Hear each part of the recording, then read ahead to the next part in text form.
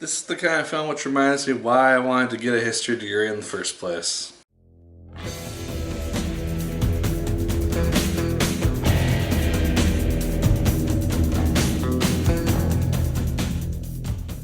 Hello once again, watchers of good movies. My name is Nick Pell, and this is once again coming from my apartment. Now today we're going to be talking about the film Denial. Now this is a film which focuses on the trial which took place in London in 2000. And the trial itself focused on the idea of disputing whether or not the remarks made by David Irving, a historian who advocates that the Holocaust did not happen, did not actually exist. He advocates that it was a fabrication of the Jewish people to allow them to get more sympathy in order to raise funds for the state of Israel. That's kind of the general idea that he has. And Deborah Litzman, she decides that she is going to go very much against that when she is summoned to court for libel against David Irving. She actually takes him to court, and we have that whole proceeding, and that's what this movie is based on. Now, like everybody else, I have learned about the Holocaust ever since elementary school, to be frankly honest, and I know the gist of how the whole thing went. I even took a class in college based on Germany and the Holocaust and kind of how it impacted the people kind of leading up to it, during it, and after those events. I've been to Holocaust museums in DC and in New Orleans, and so I've dealt with my fair share of Holocaust material, and I have a very tough time hearing any accusations that the thing did not actually happen. I think that's ludicrous. And so going to this film, I knew generally what it was about, and I was very curious to see how they're going to frame the argument, and I think that they did it very, very well. Because what the directors could have done is made it so that David Irving just seemed like a crazy person, like he had no real evidence to support his theory.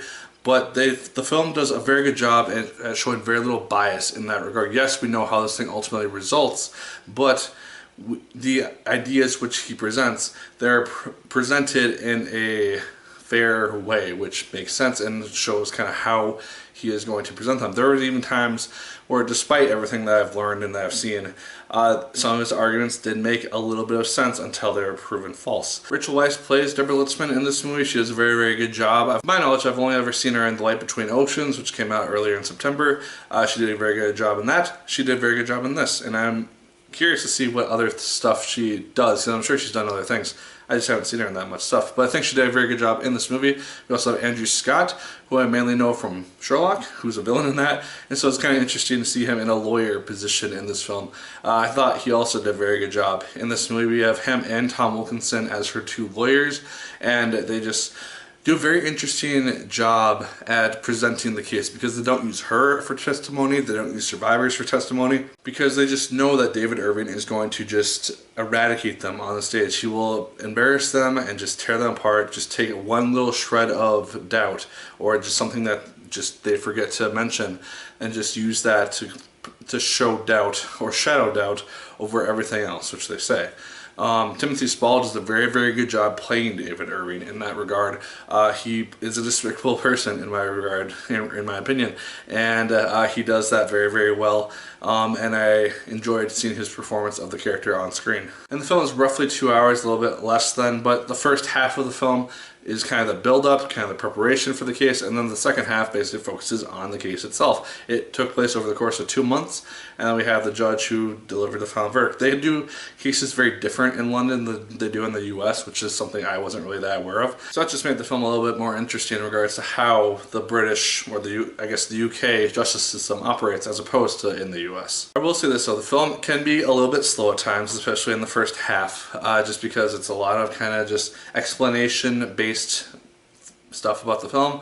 They do have a scene or a couple scenes in Auschwitz where they are walking around the site and examining just parts of the camp to kind of build evidence for their case, and that stuff for me as a history major was very, very cool to see. The stuff which I found to be really interesting. That being said, if you are not a big history person, if you don't really care that much about the Holocaust or Auschwitz or anything in this regard, this film is probably going to bore the hell out of you. Well, I think it is an important film to watch, and I think it's good to know about this case which took place, which kind of made it so that you cannot say that the Holocaust did not happen without serious repercussions. It's not going to be a film for everybody. I could easily see somebody, even my brother who doesn't really give a shit about history, just not caring to watch this film, or even my parents. So there are a lot of people who this film is not going to be made for.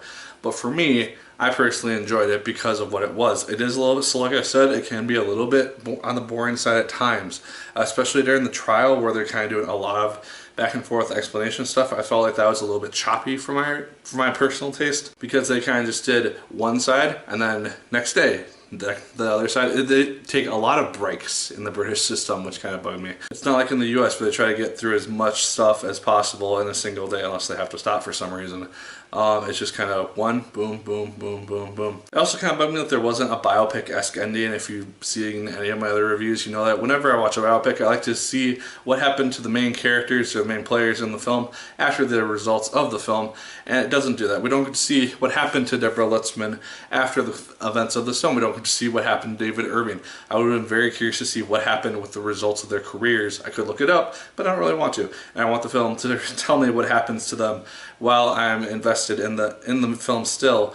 And I think that they missed an opportunity to do that, because I think it would have been really interesting to see, oh hey, did David Irving ever recant his statement that the Holocaust was not an actual thing? Did Deborah Lutzman keep fighting for it for the rest of her academic career? Is she still around? She's probably still around. They're both probably still around.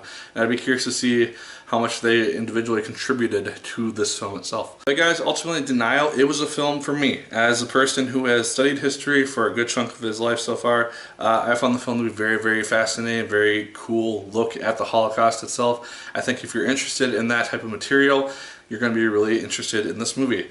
If you're not as interested in that stuff, probably not for you. But just my opinion. Let me know your guys' thoughts in the comments down below. Did you like it as much as I did? Did you hate it more than I did? Let me know. Like, favorite, comment, and subscribe once again if you so choose. I appreciate it immensely. And as always, people, my name is Nick Pell. And once again, keep on watching.